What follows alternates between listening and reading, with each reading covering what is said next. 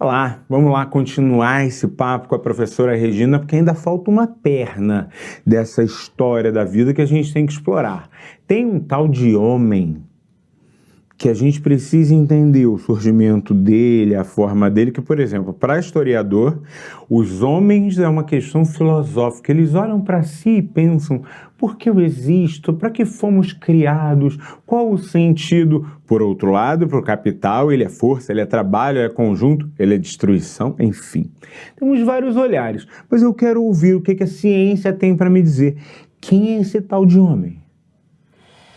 Ele é um ser que hoje destrói tudo, né? É o que a gente vê. Mas não foi sempre assim. Como a gente viu, a gente sabe, o homem surgiu há mais ou menos 100 mil anos. E quando a gente fala o homem surgiu há mais ou menos 100 mil anos, não era esse homem como a gente conhece hoje. Era um homem nômade, era um homem que não parava na terra, e que ele era nômade exatamente porque ele ia explorando as áreas conforme ele ia necessitando dos recursos. Água, alimento, caça. E a partir do momento que ele começou a domesticar e a dominar técnicas de cultivo, por exemplo, e de criação de animal, ele começou a se estabelecer na terra. E com isso, ele começou, então, ali, com aquelas ocupações, a criar alguns distúrbios, né? Conforme o tempo foi avançando, existe um processo evolutivo, né? Nessa trajetória do homem, assim como há em todos os seres. Essa trajetória evolutiva é relativamente recente, porque ela veio com as viagens do Darwin, né? Mas até Darwin trazer a proposta da evolução e da seleção natural e da sobrevivência daqueles que estão melhor adaptados, a ciência, os naturalistas, eles acreditavam no criacionismo. Deus criou as coisas daquele jeito e daquele jeito elas ficam eternamente. Então já foram criadas assim e assim serão até o fim. Quando Darwin veio com as ideias evolucionistas, o olhar sob todos os ângulos da ciência naturalista mudou.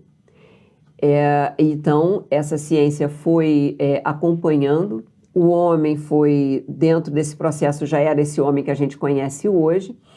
A partir daí, muita coisa mudou tecnologicamente, e aí não só no campo da ciência biológica, mas da química, da física, da astrofísica, tudo foi mudando, e com isso o homem foi explorando cada vez mais os recursos que a gente tem.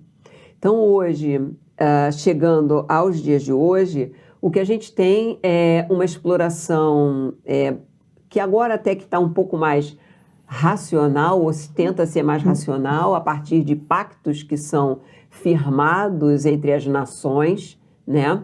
Porque existem evidências muito claras e concretas do que pode acontecer se essa exploração não for contida ou se ela não for feita de modo mais racional. Então, a gente tem aí as mudanças climáticas acontecendo, a gente tem a questão da camada de ozônio que está sendo destruída com a emissão dos raios ultravioleta aqui direto na Terra. E aí, se a gente se lembra de como era a Terra primitiva, não existia camada de ozônio e a Terra era bombardeada por emissões de ultravioleta. Então, o que é isso? A gente está regredindo e voltando à Terra primitiva? Será que é isso, né? Então, a gente precisa tomar cuidado. O homem de hoje, apesar dele ser um ser inteligente, dele ser um ser capaz de transformar coisas, ele precisa fazer essas transformações, não só para o seu benefício, mas para o benefício de toda a humanidade. Porque senão a gente não vai ter humanidade por muito tempo. Eu fico sempre pensando, Regina, o quanto isso já foi refletido dentro do campo da história e como às vezes isso precisa ser trabalhado e os dois mundos precisam estar em diálogo. Quando Darwin desenvolveu suas principais teorias, você criou um conjunto de sujeitos que defenderam a ideia de um darwinismo social para poder justificar a violência de um sobre o outro e a naturalização da violência de um sobre o outro. E você pensou, estamos indo por um caminho ruim, esse negócio não está dando certo, olhem os levantes, olhem toda a violência de duas guerras mundiais que defendiam essa superioridade, nos levando a caminhos críticos. De alguma forma, eu posso considerar que hoje a ciência é um aliado poderoso para a gente poder, primeiro, lembrar que nós somos humanos. Eu costumo dizer o seguinte, tem fora o fator biológico, eu dizer que a origem do Homo sapiens é na África, tem um fator social dos mais importantes para a gente romper preconceitos. Lidar com esse tipo de mudança de informação é justamente colocar em diálogo esse duplo papel. As ciências humanas, as ciências como um todo, mas as ciências biológicas em especial, quando elas observam o mundo, elas não devem ser duas disciplinas apartadas, elas devem ser um encontro de alguma forma. Sim, porque a história ajuda a levantar todos aqueles dados que mostram tudo o que foi acontecendo pela ação humana. Você falou aí que o homem para mim o homem é um animal, como outro qualquer.